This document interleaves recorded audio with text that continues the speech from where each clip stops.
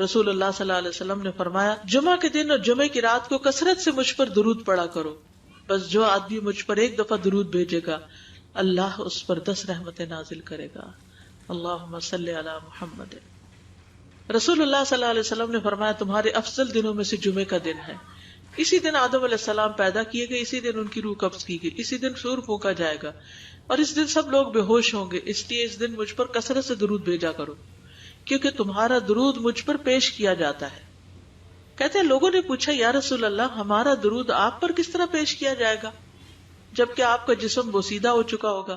تو آپ نے فرمایا بے شک اللہ عز و جل نے انبیاء کے جسموں کو زمین پر حرام کر دیا ہے، یعنی فرشتوں کے ذریعے آپ تک درود پہنچایا جاتا ہے۔ انبیاء کے جسموں کو مٹی نہیں کھاتی، صحیح سلامت ہوتے ہیں ان کے جسم۔ سورۃ الکہف پڑھنا، نبی صلی اللہ علیہ وسلم نے فرمایا جو شخص جمعہ کے دن سورۃ الکہف پڑھتا ہے تو اس کے لیے دوسرے جمعے تک نور روشن رہتا ہے۔ غسل کرنا، ہر بالغ پر جمعہ کے لیے جانا ضروری ہے اور ہر وہ شخص جس پر جمعہ کے لیے جانا ضروری ہے اس پر غسل ہے، یعنی اس کو لازمی غسل کرنا چاہیے، اللہ یہ کہ کوئی مجبوری ہو۔ تو آپ اپنا اسکیجول اس طرح بنائیں نا کہ جیسے اگر آپ ہر روز نہاتے ہیں پھر تو کوئی مسئلہ نہیں، لیکن اگر آپ ایک دن چھوڑ کے ایک دن نہاتے ہیں تو آپ پھر اس طرح اسکیجول کریں کہ جیسے آپ منڈے کو نہائے، پھر وینسڈے کو نہائے، پھر جمعے کو نہائے، پھر آپ سیٹرڈے سنڈے اگر نہیں بھی نہاتے پھر منڈے، تو اس طرح آپ جمعے کو مس نہیں کریں گے۔ یہ نہیں کہ جمعرات کو نہا کے جمعہ کو چھوڑ دیا یا جمعہ چھوڑ کے ہفتے کو نہائے، ایسا نہیں کرنا چاہیے۔ علماء نے غسل کے حکم کے بارے میں اختلاف کیا، بعض تو کہتے ہیں یہ واجب ہے، یعنی فرض کے درجے میں ہے، اور جمہور علماء یہ کہتے ہیں کہ مستحب ہے، پسندیدہ ہے، افضل عمل ہے۔ حدیث میں آتا ہے جس نے جمعے کے دن وضو کیا اس نے اچھا کیا اور جس نے غسل کیا تو یہ افضل ہے۔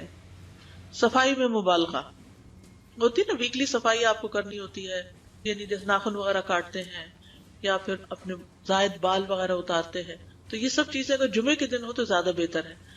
نبی صلی اللہ علیہ وسلم نے فرمایا جو شخص جمعے کے دن اچھی طرح غسل کرے، اچھی طرح سنوار کر وضو کرے، اپنے بہترین لباس میں سے پہنے، یعنی جمعے کے دن باقی دنوں کی نسبت اچھا لباس پہنے، اللہ نے اس کی قسمت میں گھر والوں کی جو خوشبو لکھی ہو وہ لگا لے، یعنی گھر میں جو بھی خوشبو ہے، پھر جمعہ پڑھنے آئے تو لغو کام نہ کرے، 2 آدمیوں کے درمیان جدائی نہ کرے، یعنی 2 لوگ بیٹھے ان کے بیچ میں گھس کے بیٹھ جائے۔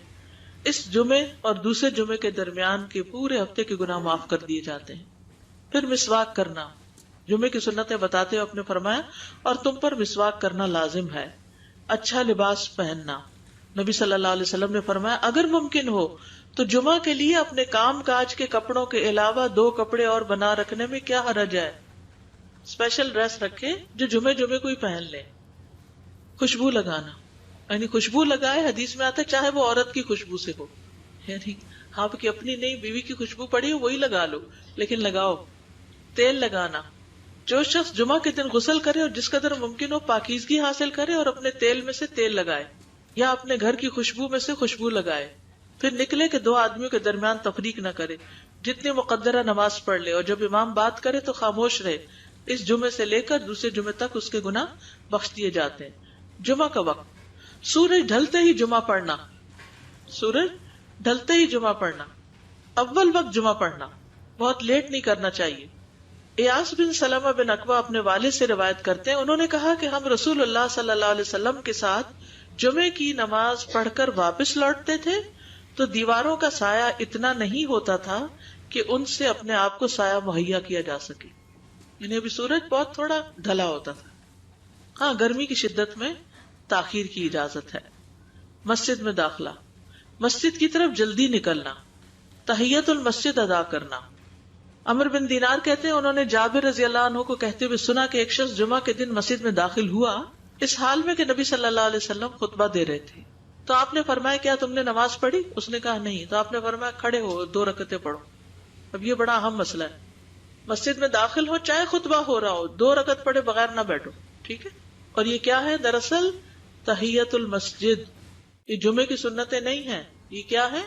تحیت المسجد ہے، اور مختصر پڑھی جائیں، یعنی امام جب خطبہ دے رہا ہو تو چاہیے کہ 2 رکعتیں پڑھے اور دونوں میں اختصار کرے۔